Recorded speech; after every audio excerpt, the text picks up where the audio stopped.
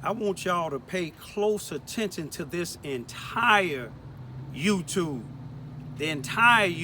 because it's important of something that happened in Carbondale, Illinois, just this past Tuesday. I believe it might have been the 11th.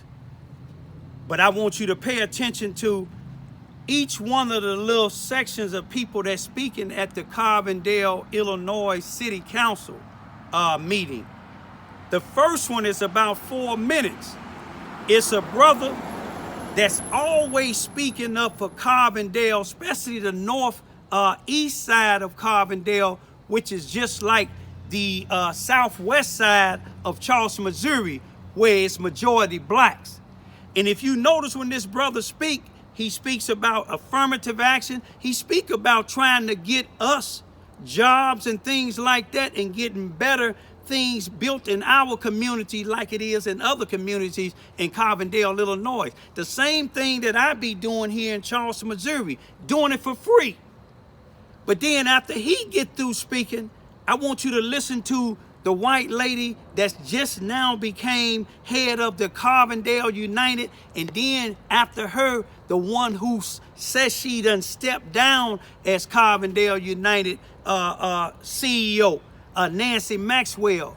Nancy Maxwell says she was a police officer in Mounds or Cairo, Illinois. She says she was a sheriff, deputy sheriff in Cook County, Chicago, Illinois. She was the CEO, the chairperson of the NAACP legal division department, criminal department in Carbondale, Illinois.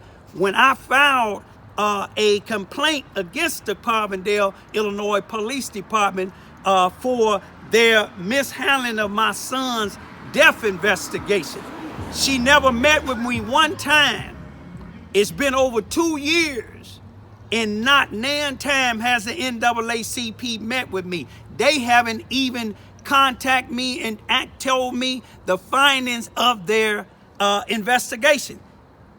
And they said they'll get back with me when the police department and the coroner's office conclude their investigation. They concluded almost 2 years ago.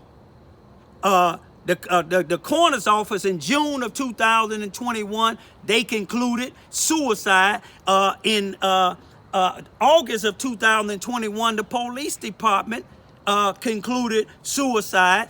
And I just want y'all to know that they haven't met with me not one time. So Nancy and them asking for all of this money. That's all Nancy and them asked for.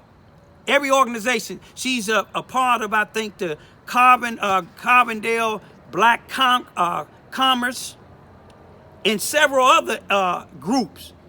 But listen to the white city council member saying it's a conflict of interest when a city councilman is asking for this money. But see, Nancy said she trying to be slick. She knows she just been elected to city council this April of 2021, and she'll be sworn in next month in May. So she give the program over to the white woman when they was just asking for $25,000 at one time. Now Nancy Maxwell says she need $450,000. She said that they got 7 violent interrupters, and just this past Sunday they went to a domestic thing where the police didn't have to come. These violent interrupters, I know one for sure that's still a criminal, a drug dealer.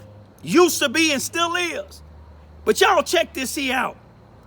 And you will see when you have people like me and that brother that's speaking first in this YouTube, you will see he don't ask for no money, but he always trying to get something done for people whose voices is not being heard. Check it out.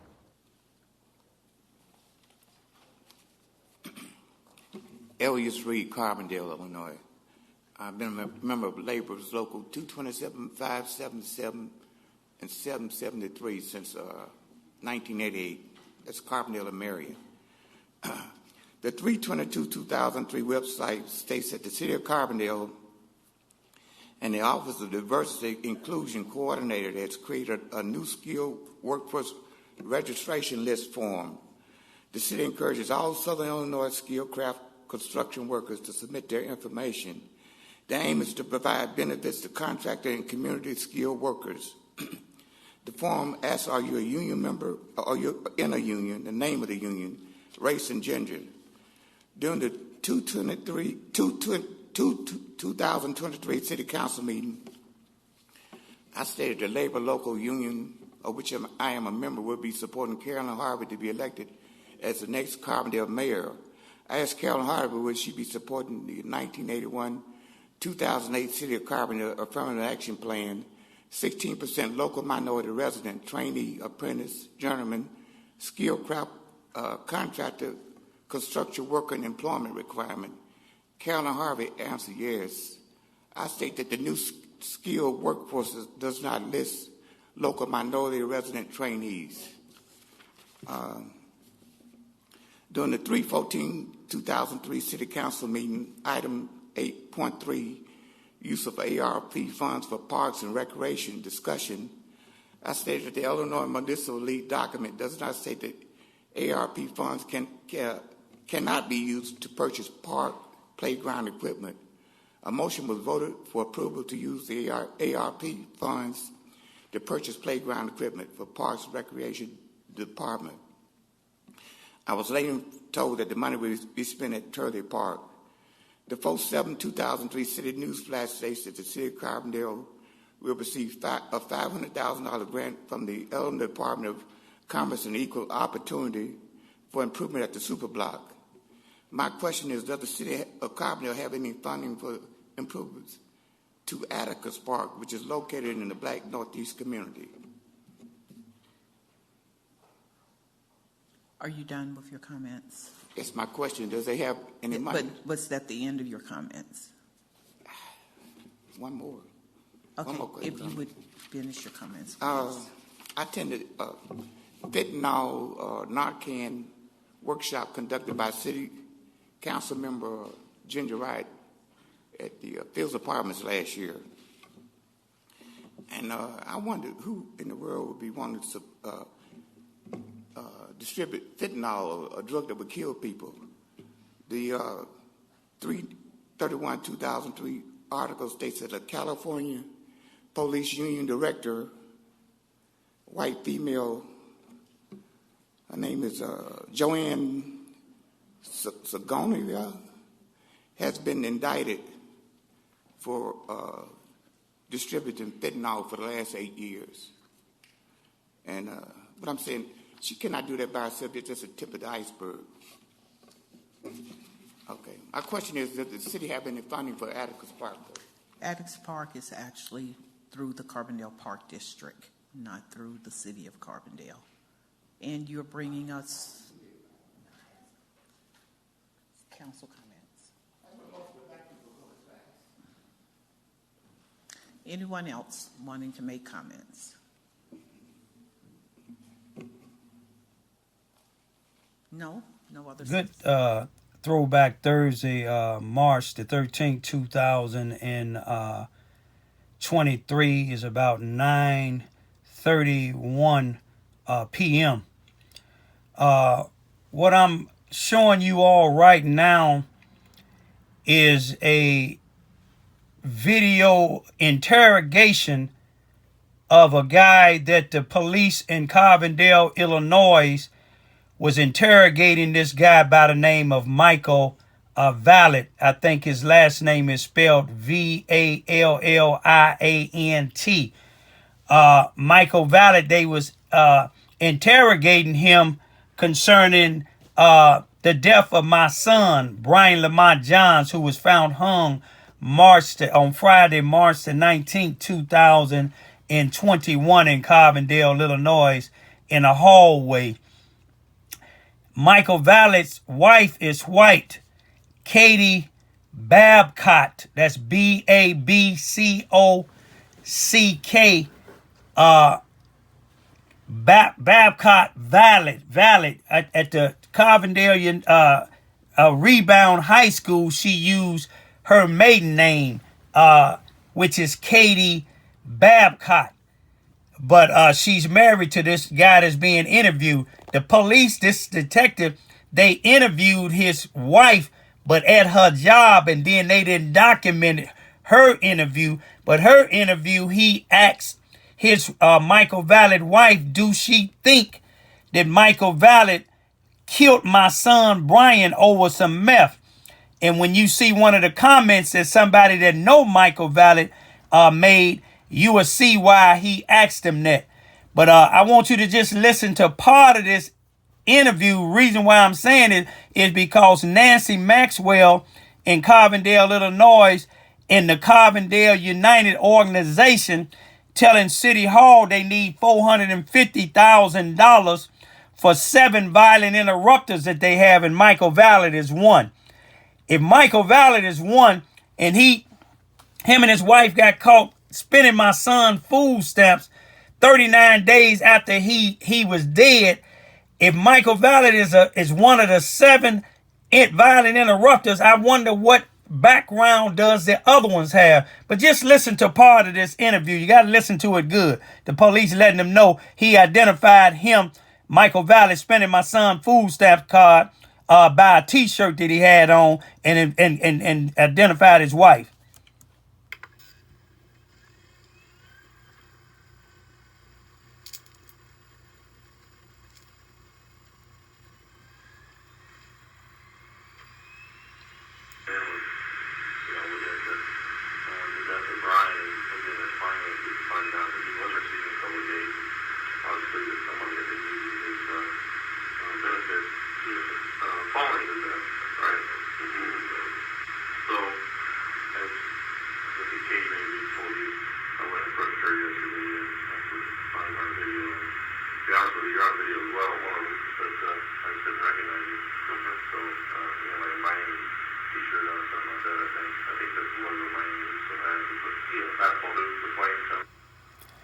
Now, I'm finna show you a comment that somebody that know Michael Valid, they made a comment on my YouTube, and I want you to see what it says. And then you will see why the police asked Michael Valid's wife, do she think Michael Valid killed my son for a meth? Because my son was using meth.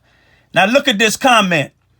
It say when he was 17 years old, he was tried as an adult for murdering his mother's ex-boyfriend. He also started selling drugs as a teenager. I believe everything you're saying about him, Michael. Now, this is a violent interrupter that Nancy Maxwell and them have. But I'm gonna show you what Nancy Maxwell, she's been elected as a city council in Carbondale just recently, this April. She'll be sworn in next month in May. And watch out the money that she begging for. She a part of several organizations, groups that's getting money from the city and the Justice Department. She said she stepped down, but she had a white woman come and asked for $450,000. They said they got 7 violent interrupters and they want them to get paid the same amount of money as the Carbondale Police Department is. But the mayor, the elected mayor, which is the acting mayor right now, Carolyn Harvey, she'll be sworn in next month as the actual mayor because she just won the mayorship. She told the white woman, she said, last time y'all asked for money, it was $25,000. It wasn't $450,000. Ain't that something? They asked for $25,000 at first. Now they asking for $425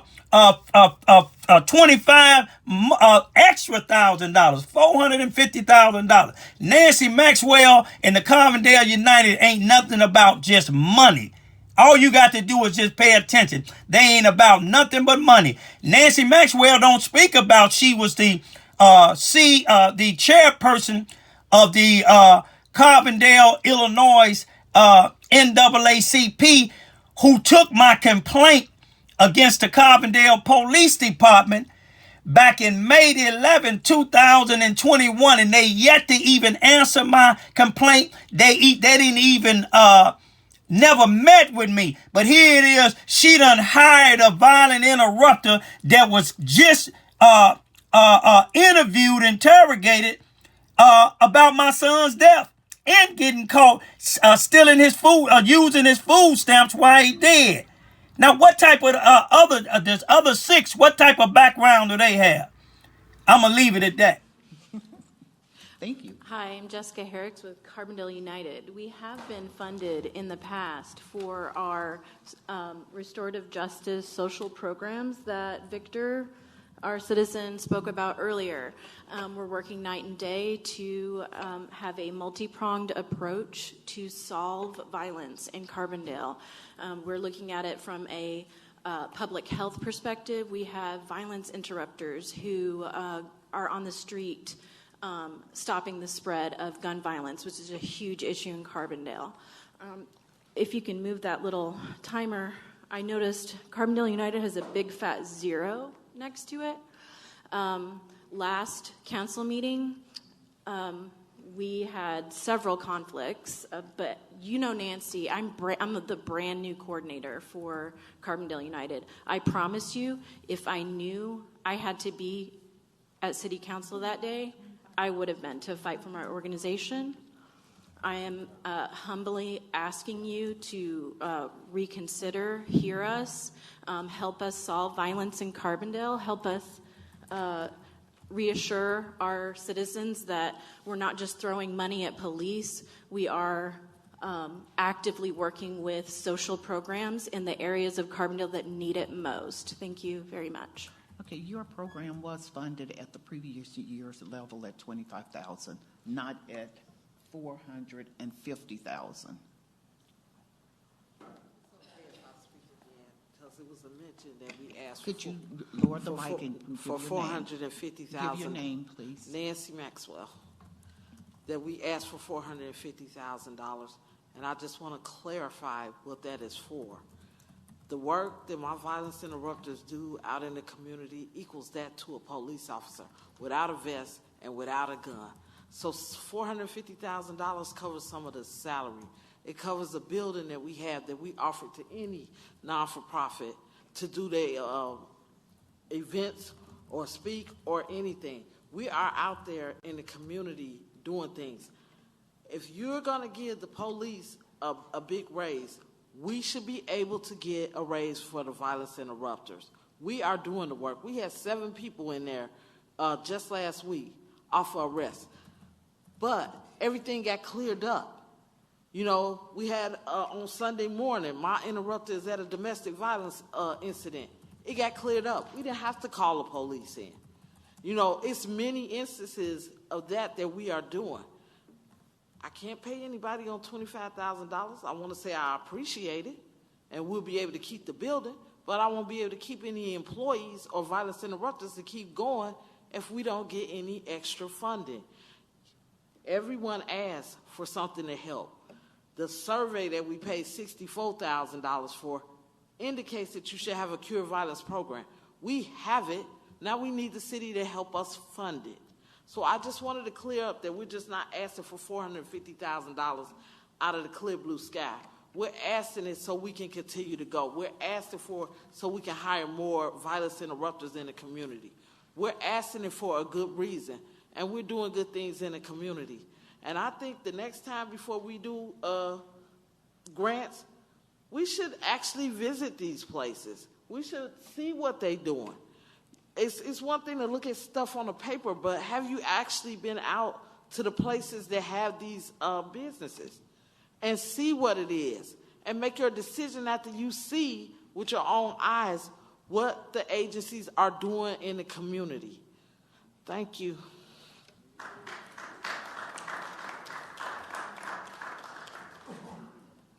Anyone else want to speak? Is there any other organization that wants to speak?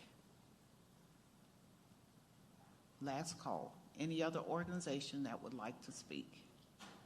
Okay, Mr. Lose.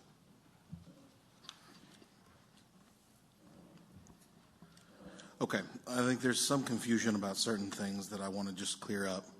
Since last time, and there was nobody here from the organization that he was wondering about, and that was a little bit irritating to him. And so, but not to beg and not to shout angry accusations. I mean, you apply for the money, and sometimes you get funded, sometimes you don't. That's just the nature of nonprofits, and it's not just the city of Carbondale. It's every place that you apply to funding for. The one other thing on the violence interruption thing, that was specifically and it wasn't just that one. It was everybody who applied for any money related to reductions in gun violence. That was all held back because the city is planning to hire someone who is to coordinate these kinds of programs. And until that person's in place, you don't want to go and decide who's going to get how much money and then hire the person who's supposed to coordinate that, because maybe that person has different ideas. And so you want to get some feedback at least. Doesn't mean you'll do what that person says, but you do need to hear from them and take their views into account. So, nobody has been denied funding at this point. I will say, and it pains me to say this because I very much want us to all get along and be able to work together. It's going to be really difficult to fund an organization in the six figures where a chief person involved in that, a central person, is on the city council. That's really not going to work. And so, that does not say that can't be resolved. There are ways to resolve that issue. But that really starts to look like a conflict of interest. And it's a bad look, and I would get people with pitchforks and torches in my yard. Why are you giving this money away to your cronies? Well, they're not my cronies, they're my colleagues. But that's something that can be resolved, and I think it's worth people beginning to think about how that will be resolved. So anyway, that's all. I want y'all to get a close-up look at Michael Vallet and Katie Babcock Vallet. Remember, Katie Babcock Vallet works as a parent educator at the Carbondale Rebound High School. I think that's when the ones that be getting in trouble, I think it is. Now, she's a parent educator. Michael Vallet is now hired by the Carbondale United, and Nancy Maxwell and the female that's taken over now, since Nancy Maxwell has been elected to city council in Carbondale, Illinois. They done hired Michael Vallet and want him to get the same salary as the police. Now, I believe in second chances, sometimes third chance, but this man took advantage of another program, grassroots program that he was a part of, where they was feeding the homeless people and going to the homeless shelter with food, where he met my son at the homeless shelter in Carbondale, Illinois, and used my son's addiction and homelessness by getting his food stamp card like he did several others, and him and his wife, look how they smiling. You see what I'm saying? They using other people's food stamps while she was feeding, I think, 4 or 5 of her kids, none of them by Michael Vallet. Now she's supposed to be pregnant with twins. But see, the police and the prosecutors didn't do nothing to neither one of them. Katie Vallet, by her being white, had so much privilege. You seen them interview her husband down at the police station. They had a typed up interrogation and had him audio video interrogation. Katie had the privilege, you see what I'm saying, to go where the police went to her job and interviewed her and didn't document the interview. But the police told me, and Michael Vallet told me himself, that the police asked his wife, Katie, do she think he killed my son for meth? Now take a good look at them. Look at them smiles. You know why they smiling? Because they know the head of the NAACP, Linda Flowers, is on the board of the school, so they ain't finna do nothing to Katie. Linda Flowers is on the commission that hires the police chief handle the complaints. So we know they ain't nothing gonna happen to Michael or Katie. Nancy Maxwell work hand in hand with the prosecuting attorney and the police chief. So do the other NAACP members. So we know Michael Vallet and Katie is not gonna get charged with nothing concerning my son death. But I just wanted to let y'all see this is one